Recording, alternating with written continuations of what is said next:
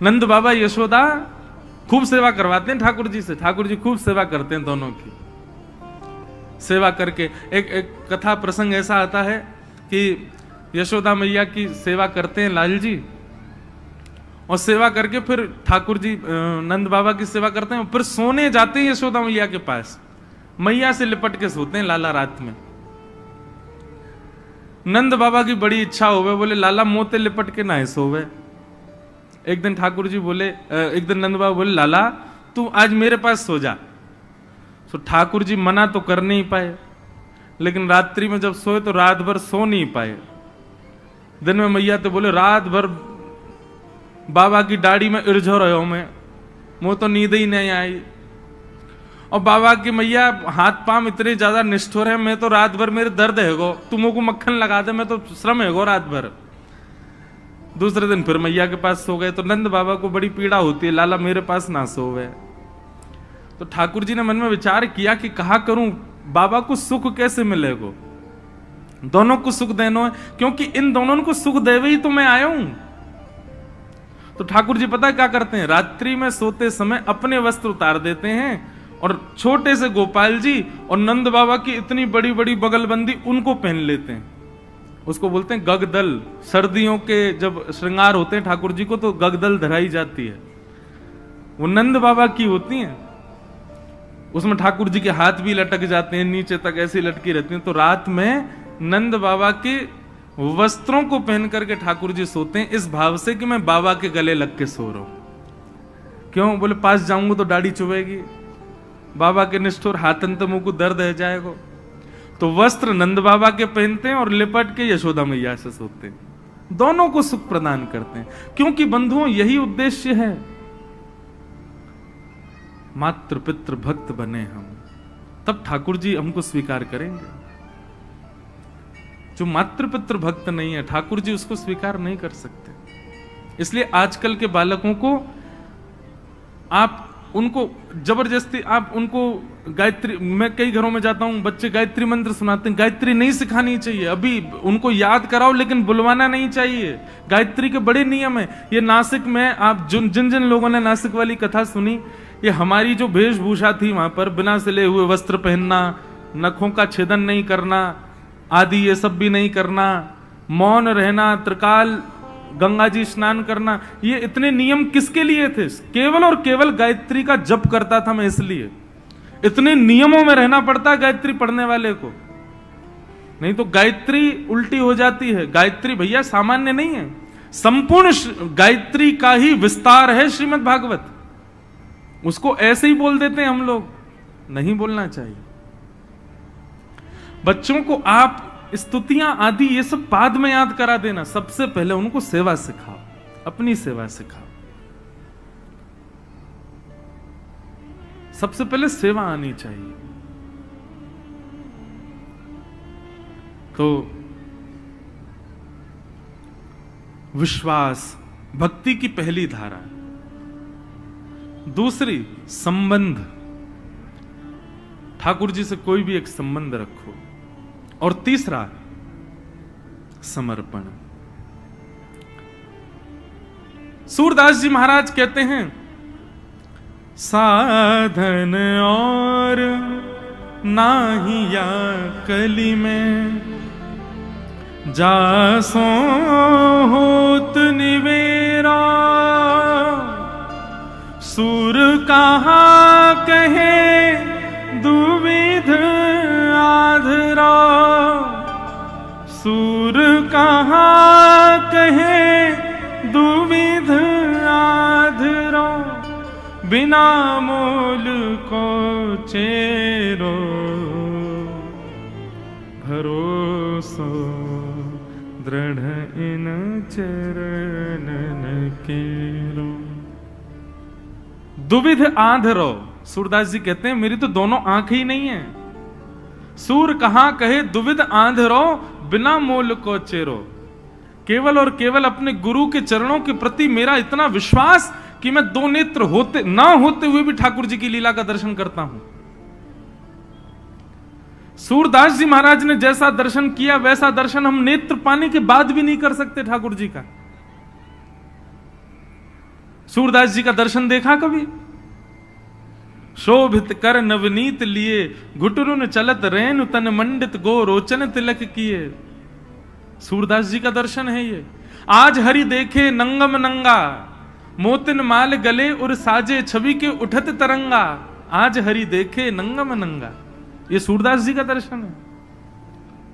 बिना नेत्र के वो ऐसा दर्शन करते हैं ठाकुर जी का। और हम नेत्र होने के बाद भी नहीं कर पाते, क्यों? साधन तो है, बाइक तो है आपके पास, लेकिन पेट्रोल नहीं है, कैसे जाओगे?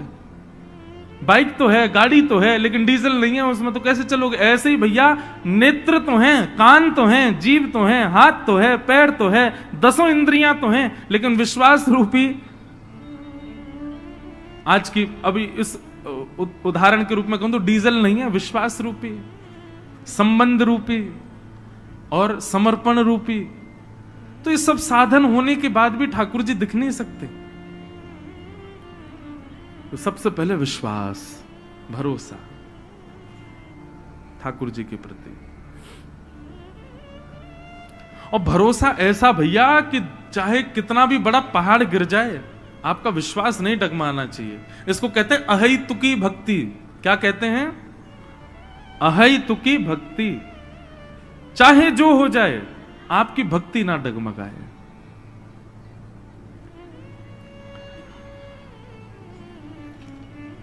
तो श्री गिरधर लाल जी की कृपा से ये कथा अब अपने विश्राम की ओर बढ़ रही है। आज 6वां दिवस और कल कथा का विश्राम दिवस है।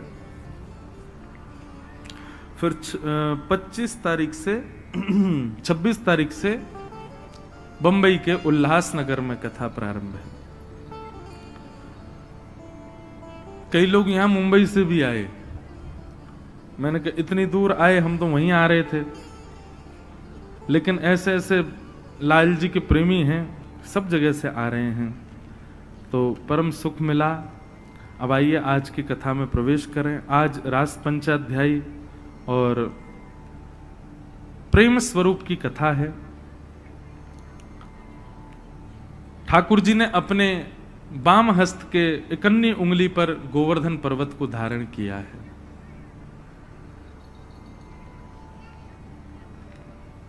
जयदेव महाप्रभु कहते हैं, अभिनव जलधार सुंदर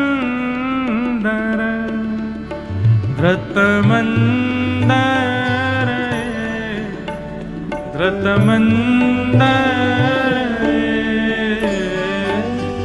श्रीमुख चंद्र चकोर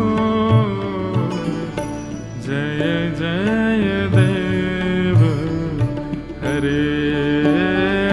श्रीमुख चंद्र चकोर जय जय देव हरे। श्री राधा मुख चंद्र चकोर जय जय देव हरे। श्री राधा मुख चंद्र चकोर जय जय देव हरे। ओ जय जय देव हरे। जय जय देव हरे। जयदेव महाप्रभु कहते हैं, अभिनव जलधर सुंदर धृत मंदर श्रीमुख चंद्र चकोर जय जय देव हरे। श्री गोवर्धन लीला जो है ना बंधुओं, बड़े रहस्यों को समेटी हुई है अपने अंदर। एक रहस्यात्मक कथा ऐसी है कि जब श्री गर्गाचार्य जी महाराज नामकरण संस्कार करने आए ठाकुर जी का, तो श्री गर्गाचार्य जी महाराज ने यशोदा मैया से कही कि मैया, आपको जो ये लाला है ना कन्हैया, ये नारायण समो गुण ही है, या में नारायण जैसे गुण हैं, तो कभी यदि कोई विशिष्ट कार्य करे तो आप ज्यादा चिंता मत करियो। जब गर्गाचार्य जी जाने लगे तो यशोदा मैया बोली, बाबा एक बात बता जाओ। बोले हाँ। बोले मेरो लाला कभी कछु ऐसे दिव्य कार्य करे और वास्तव में यदि मुंह को चिंता हो तो मैं कहा करूं, जैसे मेरे लाला को बल क्षीण ना हो। तो श्री गर्गाचार्य जी महाराज बता के गए, बोले मैया तुम्हारे यहां लाला के समान कुंडली एक कन्या की है ब्रज में, बिल्कुल ऐसी कुंडली है वाकी। बोले कौन की? बोले वृषभानु जी की लाली राधा रानी की। बंधु एक कथा बताएं, श्री किशोरी जी का जब प्रादुर्भाव हुआ तो किशोरी जी इतनी सुंदर, ऐसा रूप किशोरी जी का कि उनके प्रादुर्भाव होते ही देवता आकाश से पुष्प वर्षण करने लगे, सूर्य नृत्य करने लगे। क्यों? सूर्यवंश में प्रकट हुई श्री किशोरी जी हमारी, सूर्यवंश में उनका प्रादुर्भाव हुआ। लेकिन किशोरी जी के विषय में ऐसा भाव आता है कि वो हंसती हैं, वो देखती हैं, लेकिन कुछ मुख से स्वर नहीं निकलता, ये मुख बंद ही रहता है श्री जी का।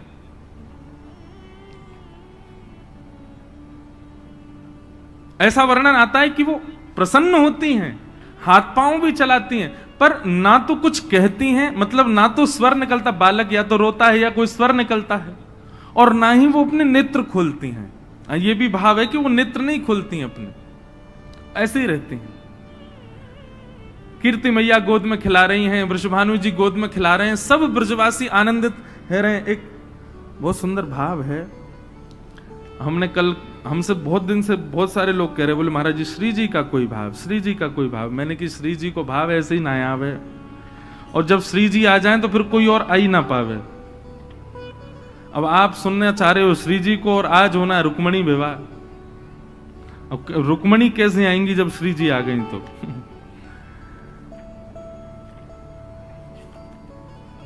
तो प्रगटी श्री राधा रूप अगाधा, सब सुख साधा नावे, मुनि प्रेम अगाधा मेटन वाधा, लख रही मोति लजावे। ब्रज घर घर माई बटे बधाई, सब मिल मंगल गाई। कीरत बड़ भागी अति सुख पागी, पुरजन करत बधाई। सुर नर मुनि हर से सुमन ही बर से, चढ़े विमान आवे। ऐसा वर्णन श्री जी के प्रादुर्भाव का किया गया है, ऐसा वर्णन तो ठाकुर जी के प्रकट का भी नहीं है। ठाकुर जी प्रकट भय तो बस इतना लिखो है कि ब्रजवासी सबरे नाच रहे हैं, गा रहे हैं, आनंद कर रहे हैं, पर श्री जी का प्रादुर्भाव हुआ तो तीनों लोकों में आनंद हो रहा था। सब देवता पधारे थे बरसाने में जब किशोरी जी का प्रागट्य हुआ है। सुर नर मुनि हर से सुमन ही बर से, चढ़े विमाना आए। भय चित्र से ठाड़े लख सुर बाड़े, बाजे विविध बजावे। वर्णन कर रहे हैं, बोले किशोरी जी के प्रादुर्भाव में जो बाजे बजाने वाले थे ना, उनके बाजे छीन छीन के देवता बजाने लगे श्री जी के प्रादुर्भाव में। नारद सनकादि शिव ब्रह्मादि, गुरुआदिक मुनि जेते। इंद्रादिक जे जहां सुर नर ते तहां, आए सजन सवेते। और अकेले नहीं आए देवता, अपने अपने प्रियजन परिजन और अपने परिवारों को ले लेकर के बरसाने में आए हैं। सब मिलकर जोरे करत निहोरे, जय जय भानु दुलारी। बोल वृषभानु दुलारी की। ये श्री जी के प्रादुर्भाव की बधाई है। एक ही बधाई में सब भाव बता रहे हैं कैसे हैं, तो बस सुन लो। सब मिलकर जोरे करत निहोरे, जय जय भानु दुलारी। जय कीरत सुकुमारी, जय हरि प्यारी, जय जय सुखदातारी। जय नित्य किशोरी, प्रिय चित चोरी, यह विनती सुन लीजिए। वर्णन करते हैं कि जब देवता आ गए बरसाने में और सब नाचने गाने लगे, तो वृषभानु जी के परिवारी जन और बरसाने के जो ब्रजवासी थे उनको जगह ही नहीं मिल रही आगे आने की। सब पीछे से गारी देने लगे देवताओं को, अरे भैया हमारे यहाँ लाली भैया, तुम काई को आ रहे हो यहाँ पे, चलो जाओ अपने अपने घरन को। तो ब्रह्मादि देवता शंकर जी आदि बोले भैया अब बरसाने के लोग हैं, ब्रजवासी हैं, ये कहो तो हम देवता देवता हम सब यहीं बांध देंगे, हमको ये ठाकुर जी को उखल में बांध सकें तो हमको बांध लेंगे, चलो यहाँ पे। तो सब जाते समय किशोरी जी से प्रार्थना कर रहे हैं, बहुत सुंदर भाव। जय नित्य किशोरी प्रिय चित चोरी, यह विनती सुन लीजिए। 33 कोटि देवता हाथ जोड़ के प्रार्थना कर रहे हैं। ब्रजवास ही दीजे, ब्रज रस पीजे, चरण शरण गह लीजे। हे किशोरी जी, आप कृपा करके हमको ब्रजवास प्रदान करो, अपने चरणन की सेवा प्रदान करो। कर जोर मनाहूं यह वर पाऊं, दंपति यश नित गाऊं। पद कमल सुत तोरा, महुमुस मोरा, मन नित जहां बसाऊं। एहि भांति सकल सुर स्तुति करके, नित नित धाम पधारे। नंदादिक आए अति हर्षाए, सब मिल कंठ लगाए। सब ही जन गावे, सब ही बजावे, सब ही दही ले ले भाजे। जब देवता चले गए उसके बाद ब्रजवासी आए, और ब्रजवासी में किशोरी जी को देखवे सबसे आगे कौन खड़ा होगा बताओ? सबसे आगे खड़े हैं हमारे नंद बाबा, यशोदा मैया। अब कहीं कहीं बंधुओं ऐसा वर्णन आता है कि श्री जी जो हैं वो लालन से, हमारे लाल जी से 1 साल बड़ी हैं, 1 वर्ष बड़ी हैं। पर कहीं कहीं ऐसा वर्णन आवे कि दोनों समकाल ही हैं। ठाकुर जी को प्रादुर्भाव भयो, वाके कछु दिना बाद ही श्री जी को प्रादुर्भाव भयो। अब दोनों में सत्य कहा है ये तो सब संत जन जाने। वैसे भी जन्माष्टमी पहले आवे, राधाष्टमी बाद में आवे। तो या भाव से देखें तो ठाकुर जी राधाष्टमी के समय पर 1 महीना के हैं। तो वर्णन कर रहे हैं एक रसिक कि श्री जी को प्रादुर्भाव जैसे भयो तो नंद बाबा, यशोदा आदि सब पधारे, और जैसे ही भीतर पहुंचे तो श्री जी के रूप को देख करके सब बलैया ले ले करके, महाराज कोई मोती चढ़ा रहा है, कोई सोना चढ़ा रहा है, कोई चांदी चढ़ा रहा है, कोई दिव्य दिव्य आभूषण से नजर उतार रहा है श्री जी की। लेकिन यशोदा मैया गोद में लाला को लेकर के पहुंची, श्री जी के रूप को देख करके, हमारी किशोरी जी के रूप लावण्य को देख करके यशोदा मैया इतनी आनंदित है गई, इतनी आनंदित है गई, मन में विचार करने लगी काय से नजर उतारूं। सो गोद में लाला को लेके लाला से ही नजर उतार दी श्री जी की।